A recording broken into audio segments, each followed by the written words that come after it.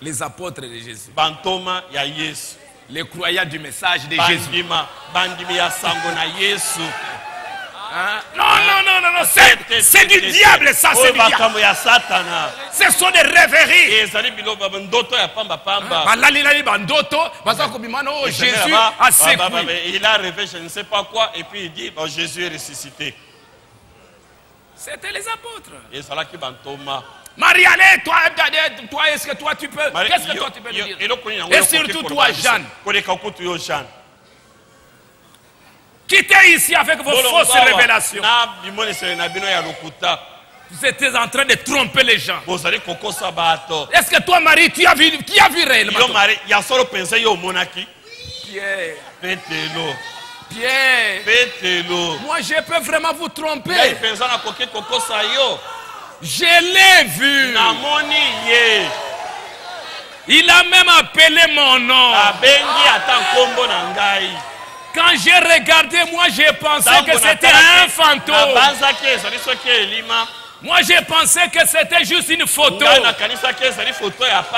Mais quand j'ai regardé, c'était Jésus qui était à l'intérieur. C'est la vérité. Les pasteurs de Jeanne Tabernacle arrivent. Moi aussi j'ai vu une constellation.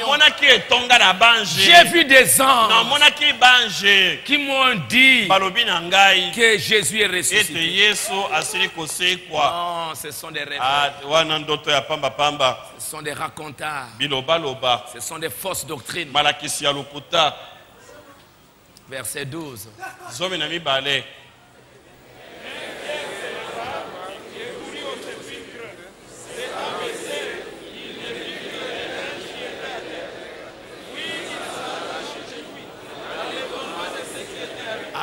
Pierre dit, il ne faut pas rester dans les groupes.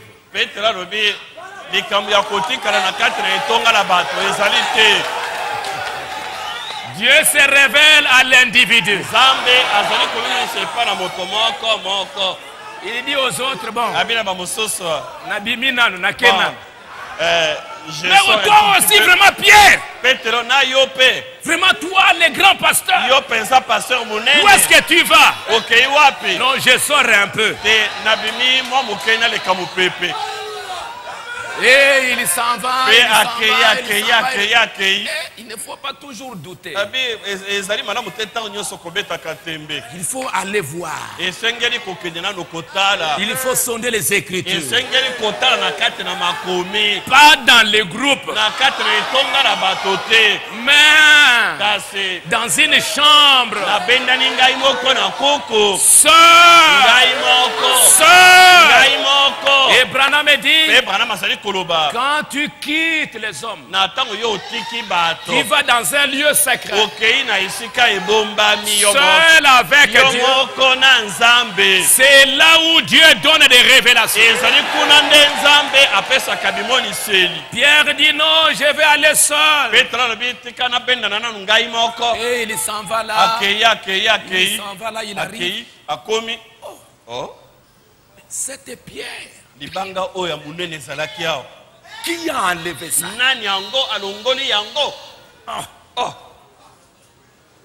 Bon, que j'entre.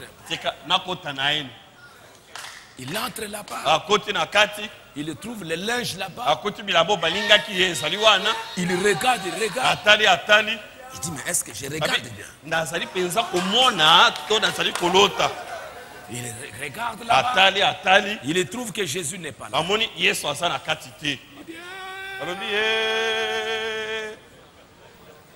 Jeanne Tabernacle a dit la vérité. Et la Bible ne dit pas qu'il est rentré. Il est dit, il est allé chez lui. Chez lui. Et que j'aille moi-même examiner. Comme ils ont déjà dit fausse doctrine, je ne veux pas les discuter avec eux. Dieu lui-même va se révéler à eux. Quand les mages,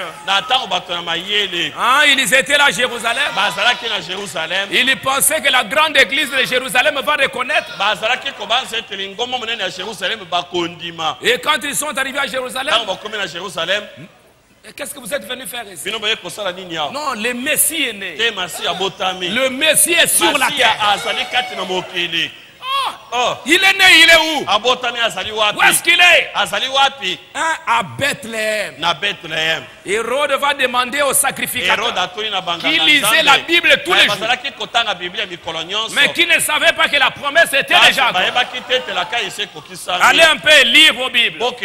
On a lu la Bible, c'est à Bethléem.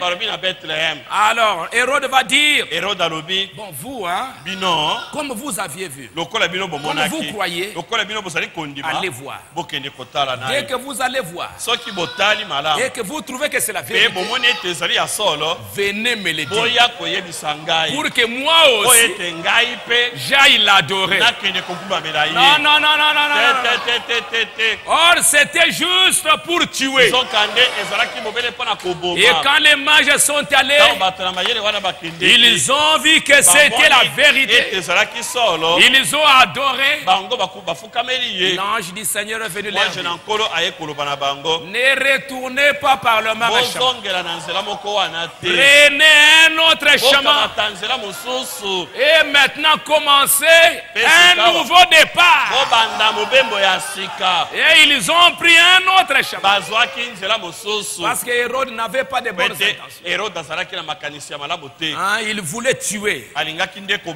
Et maintenant Pierre, voilà que Pierre s'est aperçu que c'est la vérité. Les femmes, après Pierre, s'est aperçu que c'est de la vérité. Mais maintenant la scène continue. Vous allez voir que maintenant ce sont les disciples. Les deux disciples sur le chemin d'Emmaüs. C'était la révélation progressive. Alléluia. Lisons un peu. Et verset 13.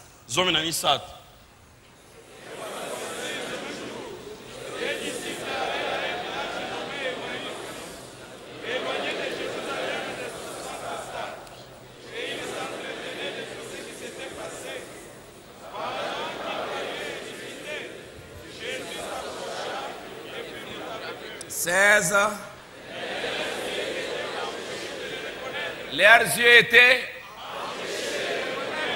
Mais le mystère avait déjà commencé. Jésus était déjà ressuscité. La chose avait déjà commencé. Il est là avec les disciples. Dans le message, alors leurs yeux s'ouvrirent. Frère Branham ne prêchait pas ce titre pour les présidents. Il a prêché ça en 64. Alors leurs yeux s'ouvrirent et ils le reconnurent. Mais auparavant, leurs yeux étaient empêchés de les voir. Et Branham dit qu'il pouvait regarder Jésus comme ça. Ils se sont séparés 3 jours seulement. Ou je vais dire 2 jours. 2 jours de séparation.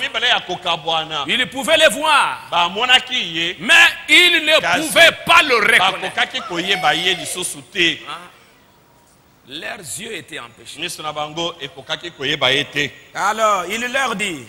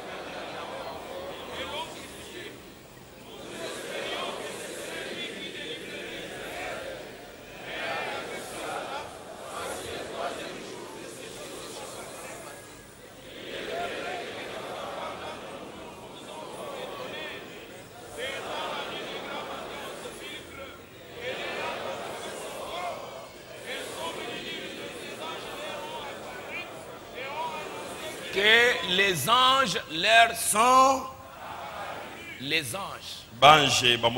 Et ont annoncé qu'il est vivant. 24.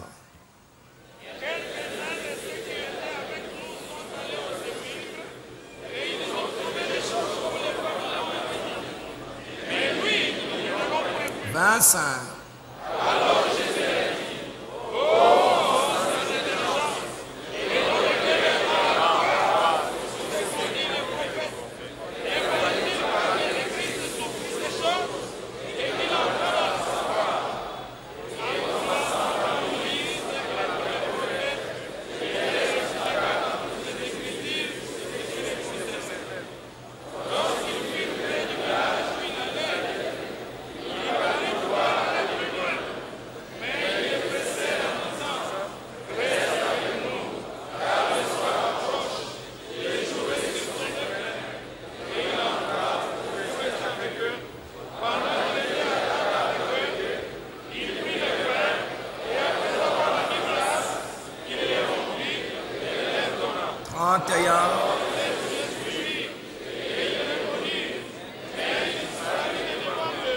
les mystères avaient déjà commencé.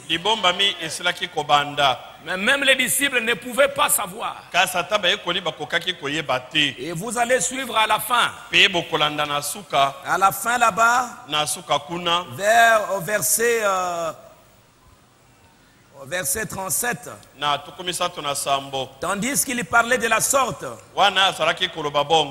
les disciples, lui-même se présentant au milieu d'eux, et il leur dit que la paix soit avec vous. Il leur dit shalom. Shalom. Shalom. Jésus donna le titre Shalom. Parce que Shalom signifie que la paix soit avec vous. Shalom signifie la paix. Shalom signifie bonjour. Shalom signifie un nouveau jour commun. Saisi de frayeur et d'épouvante, il croyait voir un esprit. Puis mais il leur dit, pourquoi êtes-vous troublés? Pourquoi pareille pensée s'élève-t-elle dans vos cœurs?